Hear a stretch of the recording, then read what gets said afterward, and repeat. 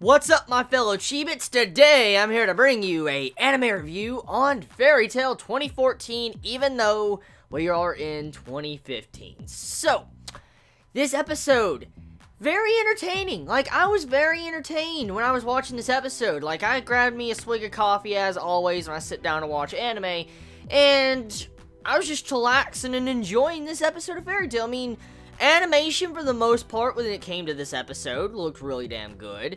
When it came to the voice acting, it was also good. And the progression of the plot, the characters, introductions of different plot points, I think were handled properly when it came to this episode of Fairy Tail 2014. So let's dive into some of these details and let's cover what really happened in this episode. So for starters, we see Flare have some characterization in this episode. That's where the main beginning part of this episode is. Like, you can kind of say this episode had three main segments. It had it with Flare and her characterization, finding out more about her.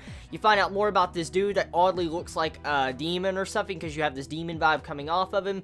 And then you also have it to where Erza's getting the shit knocked out of her by Minerva. So that's the three, well, actually there's four segments. You also have it where Happy is kind of, you know, trapped because that demon thing is flying in the sky, so they can't really leave. So four things are really going on in this episode.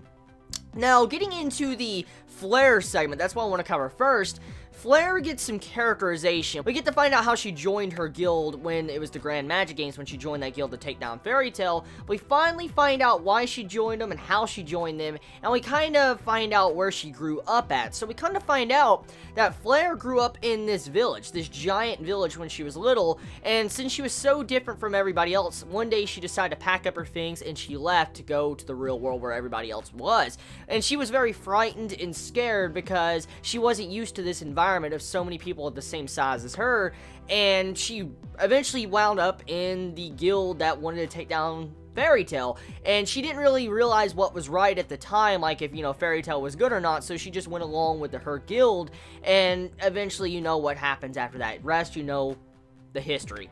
So, yeah, that's really cool characterization when it came to Flare in this episode. I mean, I bet everybody that's a Flare fan, if you're a Flare fan, you probably enjoyed this episode, especially for that characterization, because you come to find out that Flare isn't really that bad of a character. Like, she's not a bad person, she's actually a good person, she just didn't know any better. And also, moving into the next point you can get at, is the adventurers, the adventure guild or whatever, the treasure guild. They got fucked up, they're ruined, they're destroyed, which is very obvious. They were crusty and they were shit. They just got, it was obvious it was gonna happen. Let's be real here, that we knew that, so I don't think I really need to dive into that. They got wrecked. They really got wrecked. So, yeah, next segment to get into. The next segment is what is going on with this dude that has, like, this demon-looking face going on. He changes Gray into a child. And Gray has these vivid flashbacks of what happened to him when he was a child. For instance, Deliorda and all that type of stuff going on.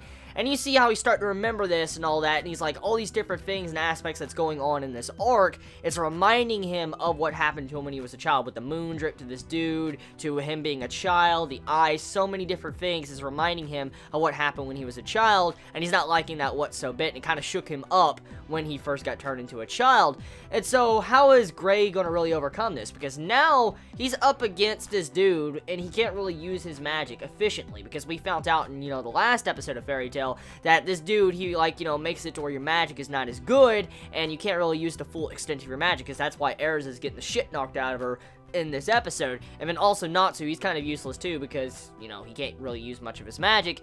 And majority of the Fairy Tail members have kind of been turned into children, all the very strong heavy hitters, for the most part. I mean, Erza, Gray, and Natsu are all three children, so, yeah, I wonder what's going to happen, how they're going to get out of that. But regardless of that, Natsu's also, he's going towards that voice, and at the end of the episode, you see Natsu looking at this giant, crystallized-looking flame thing, probably the Eternal Flame. He's looking at it, the episode ends, and I like that illustration and artwork at the end of the episode, especially with Natsu's face and stuff, which really nice. But regardless of that, that's kind of what the second middle segment of this episode was, just getting to see Gray have this vivid flashback of what has happened to him in his life, and he's about to overcome this current fight he's going through. And then we move over to the Erza and Minerva fight, and there's not really much to say. Erza's getting the shit knocked out of her. She's getting destroyed. Like, she can't do crap. She's dodging, getting blown up. I mean, Minerva's just using her as a chew toy, just beating the crap out of her, and she's just taking it. And yeah, it just goes to show you how bad of a situation this is for Erza to be a child.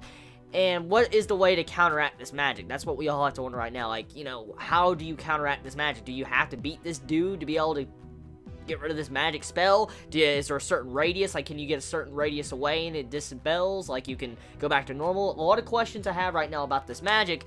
But it's a really good episode. Very entertaining. I enjoyed it. Tell me your thoughts in the comments below. You all have a wonderful day or night wherever you live. Please be safe.